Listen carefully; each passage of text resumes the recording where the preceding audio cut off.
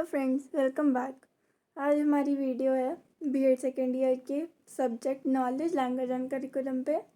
तो आज के वीडियो में हम पढ़ेंगे एजुकेशनल थॉट्स पे, यानी कि शैक्षिक चिंतन, जो श्री अरविंद घोष के द्वारा दिया गया था। ठीक है, इसका क्वेश्चन देखिए इस प्रकार से आता है कि श्री अरविंद घोष के शैक्षिक चिंतन पर प्रकाश डालिए तथा उनकी ज्ञान मीमांसा का वर्णन कीजिए। ठीक है, श्री अरविंद दार्शनिक 1872 से 1950 होने के साथ साथ एक महान शिक्षा शास्त्री भी थे। ठीक है, उनके शैक्षिक चिंतन का ज्ञान उनकी पुस्तकों नेशनल सिस्टम ऑफ एजुकेशन यानी और ऑन एजुकेशन से मिलता है।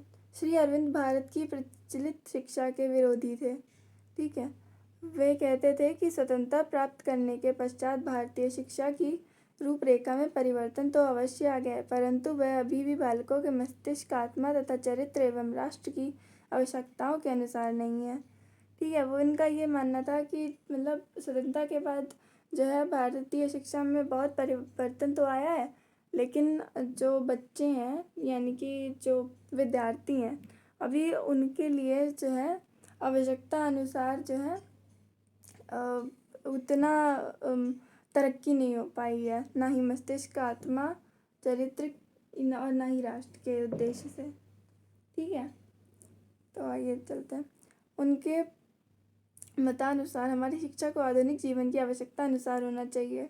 ठीक, और दूसरे शब्दों में श्री अरविंद ऐसे शिक्षण पद्धति के पक्ष में थे जो बालकों को कर्मठ नागरिक बनाए तथा आधुनिक युग में आवश्यकताओं को पूरा कराने में समर्थ हो। वे स्वयं लिखते हैं, सच्ची शिक्षा को मशीन से बना हुआ सूत्र नहीं होना चाहिए, अपितु इसके मानव के मस्तिष्क तथा आत्मा की शक्तियों का निर्माण अथवा जीवन उत्कर्ष करना चाहिए।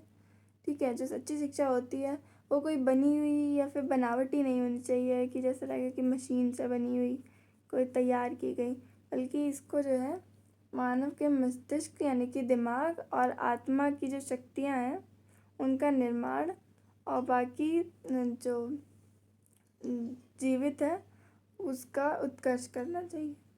श्री अरविंद शिक्षा को मुख्य अंग के रूप में अंतःकरण को स्वीकार करते हैं। अंतःकरण के उन्होंने 4 स्तर बताए: चित्त, मानस, बुद्धि और ज्ञान।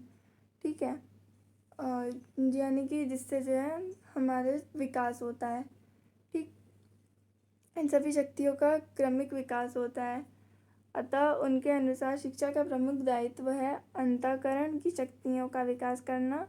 उनके अनुसार शिक्षा मात्र ज्ञान की प्राप्ति नहीं है, वरन शिक्षा वह है जो मानव को पूर्ण विकास करने में की क्षमता रखती है। मतलब उनका ये मानना था कि शिक्षा जो है कोई ऐसी मतलब सिर्फ ज्ञान प्राप्त नहीं होता शिक्षा से, बल्कि शिक्षा से जो है जो मनुष्य है उसकी मतलब उसका पूरा विकास हो जाता है शिक्षा प्राप्त होने पे। ठीक है, शिक्षा प्राप्त होने पे विकास इसलिए हो जाता है क्योंकि शिक्षा प्राप्त करने के बाद इंसान का जो सोच है वो बदल जाती है, उसका रहन सहन का तरीका भी कई बार बदल जाता है, तो वो अच्छे तरीके से जीवन व्यतीत करता है और समझदारी से।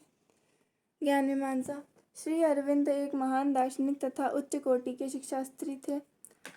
श्री अरविंद का सत्य का प्रत्यय बहुत कुछ सांख्य दर्शन के समान था। सांख्य दर्शन के समान वह भी अंतिम सर्वोच्च शक्ति के अस्तित्व को मुख्य अभिव्यक्ति के रूप में देखते थे। प्रत्येक मानव के अंदर कुछ चीज़ दैवीय है जो ईश्वर प्रदत्त है। श्री अरविंद भौतिकवाद तथा आध्यात्मिकवाद दोनों ही सत्ता में विश्वास करते थे तथा उनका मानना था कि भौतिक एवं आध्यात्मिक तत्वों के अभेद को जानना ही सच्चा ज्ञान है। ठीक है, उनका ये मानना था कि जो भौतिकवाद है और आध्यात्मिकवाद यानी भौतिक जो बाहरी ज्ञान होता है, ठीक है, पूरी जो मटीरियलिस्टिक ज्ञान होता है, और आध्यात्मिक यानी कि जो अपना अंतर ज्ञान होता है, ठीक है, जो हमारी आत्मा से जुड़ा हुआ संबंधित होता है, तो उनका ज्ञान प्राप्त करना ही जो है सच्चा ज्ञान। ठीक है, और आज की वीडियो में बस इतना ही। मिलते हैं आपसे नेक्स्ट वीडियो में। Thanks for watching.